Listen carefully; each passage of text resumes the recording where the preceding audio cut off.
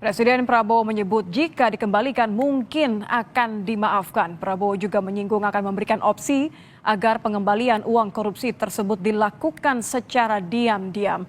Lalu apakah pernyataan ini sudah tepat dilakukan sebagai bentuk pemberantasan korupsi?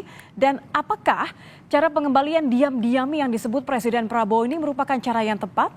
Bagaimana dengan efek jerah bagi para koruptor? Kita akan bahas bersama dengan Ferry Amsari, dosen hukum tata negara dan peneliti Potsdam Universitas Andalas yang akan segera bergabung, dan juga saat ini sudah bersama kami Hendarsam Marantoko, politisi Gerindra. Selamat petang, Mas Hendarsam. Selamat petang, Nit. Sambil menunggu Mas Ferry, saya ingin ke Anda sebenarnya. Bantu masyarakat Indonesia untuk memaknai pesan ini tanpa ada prasangka, tanpa ada tudingan. Karena saya ingat betul bahwa pernyataan Presiden Prabowo di awal ketika dilantik adalah memberantaskan bahkan memberangus korupsi. Bagaimana memaknai pernyataan Presiden ini?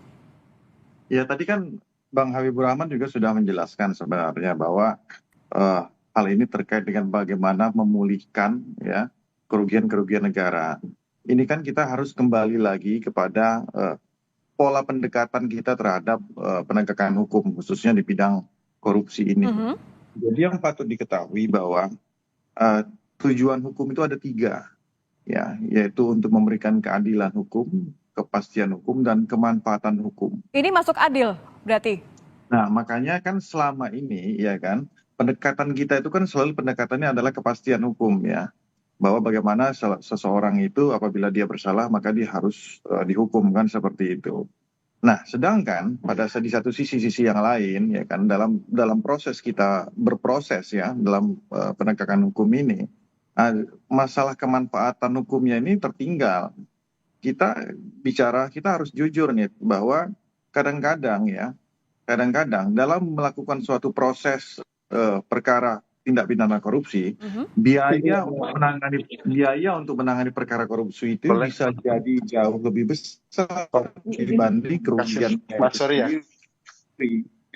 Makanya kemudian. Jadi maksudnya kalau misalnya untuk menambal kosnya tadi, kita merelakan pengembalian uang secara diam-diam walaupun belum bahas hukum, begitu, Mas?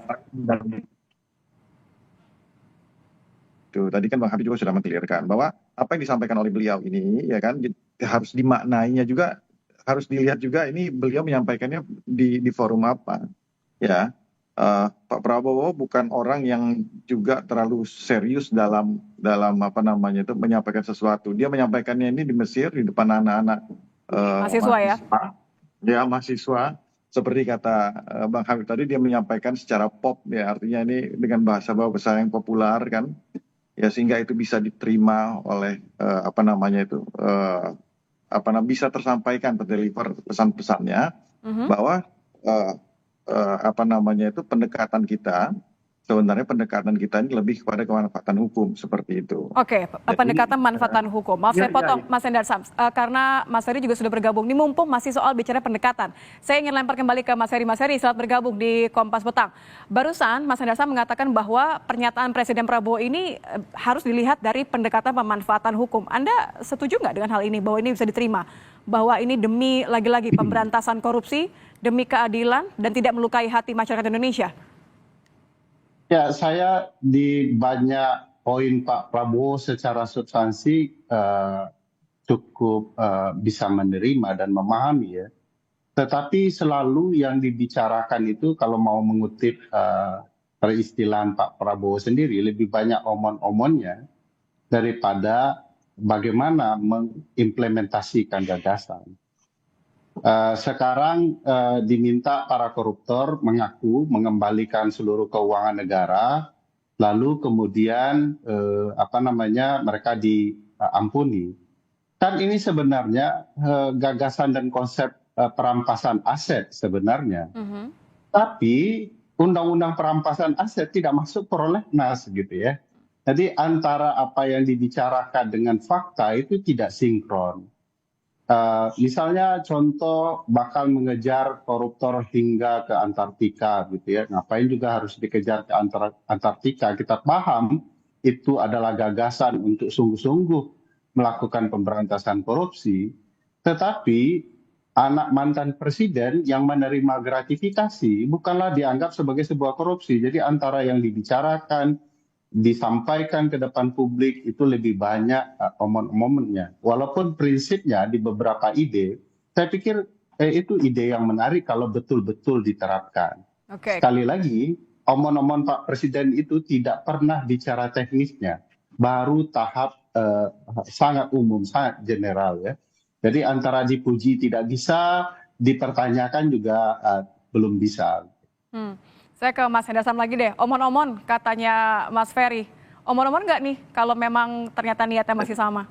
Ya, belum 100 hari juga bekerja kan, baru beberapa bulan kan.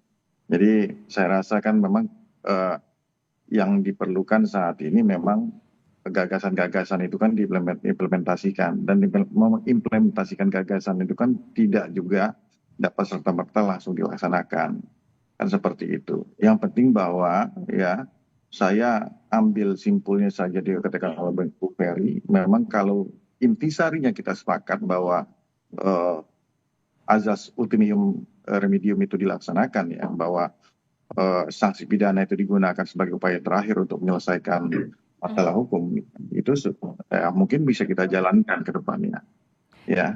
Nah, jadi seperti itulah saya rasa ya. Jadi kalau kita bicara masalah itu kan balik lagi, kita ini pemerintahan baru berjalan beberapa lama ya, belum sampai 100 hari. Kalau kita bicara masalah penegakan hukum sejauh ini juga kan dari pihak KPK ya, dari pihak kejaksaan, kepolisian kan sudah.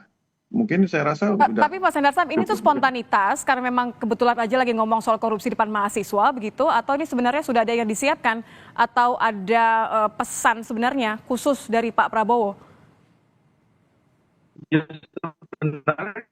sebenarnya secara prinsip kan sudah ada pesan dari situ. Dari awal juga pada saat dulu, contoh kalau kita ambil mana negara berhasil untuk para pengusaha sawit ya. Nah itu kan salah satu pendekatannya, bahwa pendekatan penegakan hukum ya kan, dan pendekatan kemanfaatan hukum ya. Oke.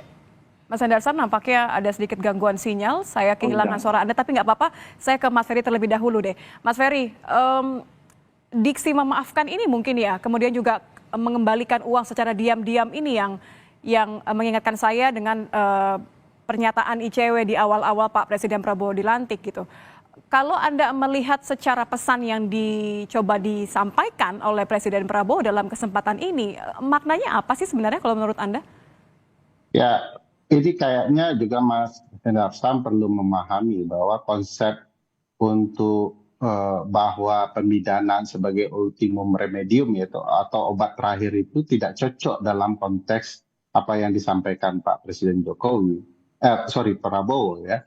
Karena ketika dinyatakan bahwa ada upaya, ayo laporkan apa saja tindak pidana korupsi yang Anda lakukan, kalau Anda kembalikan kami maafkan. Itu sebenarnya taktik penghukuman juga kepada koruptor. Bahkan semacam peringatan, kalau Anda kemudian tidak melakukan, kami akan tegas, dan kalau Anda tertangkap, Anda akan dipidana. Jadi tetap akan ada konsep ultimum remediumnya.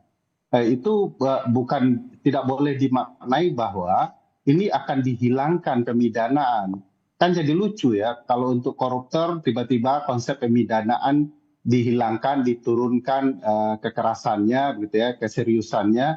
Tetapi untuk kejahatan-kejahatan lain ya, kebebasan berpendapat malah dipidana, gitu ya.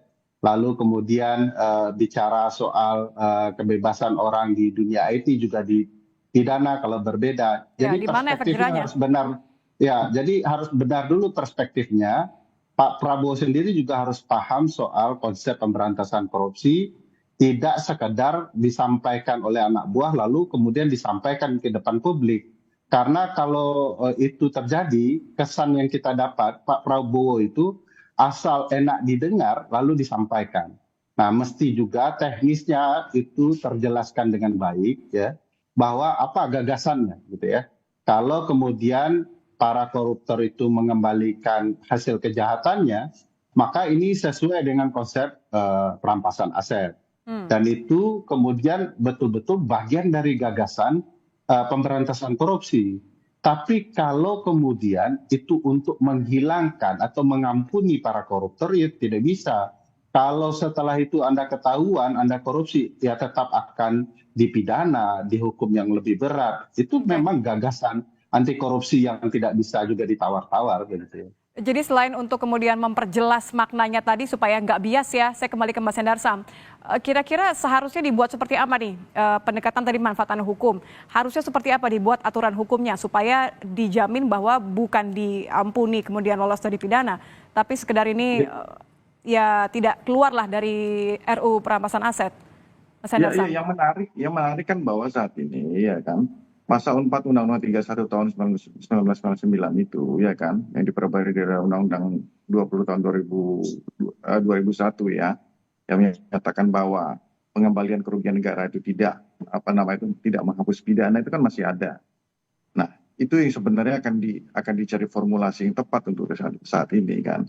Bahwa Jaksa Agung juga kan dulu pernah menyampaikan bahwa kerugian di bawah 50 juta itu nggak perlu diproses, bisa dilakukan secara RJ kan gitu kan. Dan itu kan yang menjadi menarik bahwa ada pasal 4 Undang-Undang Tipikor tersebut kan gitu kan yang tidak tidak adanya penghapusan tindak pidana atas adanya pengembalian kan gitu kan. Nah, ini kan menjadi diskursus kita sendiri ke depan bagaimana supaya hal ini dapat terformulasikan dengan baik. Ya. Saya juga mengkoreksi apa yang dikatakan oleh Bung Ferry tadi yang mengatakan bahwa masalah kebebasan berpendapat segala macam ya kan dianggap tidak sejalan dengan yang dilakukan oleh Pak Prabowo. Nggak gitu ya? Bung Ferry kan mungkin juga lupa belum lama ini beliau sudah memberikan gagasan bahwa akan memberikan amnesti terhadap para terpidana ya termasuk undang-undang ITE. Nah, yang harus Bung Ferry ketahui juga bahwa ya rata-rata yang terkena undang-undang ITE itu adalah para tahanan politik, bisa kita katakan seperti itu. Oke. Ya. Dan jadi biar jangan juga masyarakat tersesatkan lah dengan hal seperti itu. Oke. Jadi perlu penjelasan lebih lanjut ya. Saya terakhir kalau gitu ke Mas Ferry. Mas Ferry, kalau begitu bagaimana supaya penegak hukum tidak jadi bingung ketika nanti melakukan tugasnya dan tidak membuka celah untuk adanya praktik-praktik lobby-lobby, deal-dealan di bawah tangan dan justru malah... Jadi sebelum ke Bung Ferry ya terakhir mungkin saya singkat ya Mas. Bahwa ya undang-undang tindak pidana korupsi yang saat ini masih ada ya kan itu masih tetap berlaku ya. Jadi bahwa pasal 4 sudah mengatakan bahwa pengembalian kerugian negara itu tidak harus pidana itu existing saat ini masih ada. Jadi apa yang beliau katakan ini bentuk gagasan dan harus dilihat juga maknanya secara lain. Beliau sampaikan. Oke, supaya tidak terlalu jauh memaknainya, saya kembali lagi. Berarti terima kasih Mas Hendarsam. Saya kembali ke Mas Ferry terakhir. Bagaimana supaya tidak membuat kebingungan tadi dan malah memicu problem yang lebih besar lagi? Ya pasti menimbulkan kebingungan lah ya. Ketentuannya belum ada, tetapi Pak Presiden sudah menyampaikan berbagai gagasan yang sebenarnya butuh peraturan teknis untuk dilakukan. Kan harus di depan gitu kan? Ya sebentar. Makanya kalau hal-hal yang akan sangat sensitif ya mestinya disiapkan bahwa ini gagasannya akan seperti apa, apakah perubahan undang-undang tipikor atau melalui perpukah atau kemudian melalui undang-undang perampasan aset. Jadi di undang-undang perampasan aset bisa dijelaskan kalau hasil kejahatan korupsi dirampas maka pidana mereka akan hilang gitu. Itu bisa dijelaskan di sana. Tidak harus kayak undang-undang tipikornya. Kedua juga harus dilihat apakah ini tadi omon-omon belaka itu juga perlu diperhatikan baik-baik. Misalnya tadi Mas Hendarsam membantah bahwa kebebasan sipil kok diberikan karena ada gagasan Pak Prabowo melepaskan berbagai aktivis yang terlibat dalam berbagai isu kejahatan di dunia IT karena berkaitan dengan kebebasan bicara. Sementara itu warga Rampang dipukuli dengan membabi buta oleh alat negara dan Presiden tidak bersikap. Jadi bagi saya tentu publik berhak mengetahui apakah ini berimbang atau tidak. termasuk di isu pemberantasan korupsi. Antara yang diomongkan dan diimplementasikan betul-betul harus sejalan, dan publik betul-betul bisa mengerti maksudnya, dan publik bisa betul-betul merasakan dampaknya. Secara konsep sudah saya katakan, ya kita bisa sambut gagasan itu, tapi harus paham mana yang gagasan perampasan aset, mana yang gagasan penjaraan di dalam Undang-Undang Tipikor. Kalau belum paham, bagaimana publik bisa mengerti apa yang dimaksud oleh Presiden, termasuk orang-orang Presiden yang menjelaskan ke hadapan publik apa sesungguhnya yang dimaksud Presiden. Jadi tidak perlu terburu-buru untuk salah paham memaknai, yang jelas kita tunggu aja supaya nggak omon-omon tadi kata Mas Ferry katakan, dan juga apa yang dikatakan Mas Hendarsa mengatakan bahwa ini adalah satu landasan yang perlu diperjelas. Terima kasih sudah hadir di Kompas Petang, Ferry Amsari dan juga Hendarsa Marantoko. Selamat petang.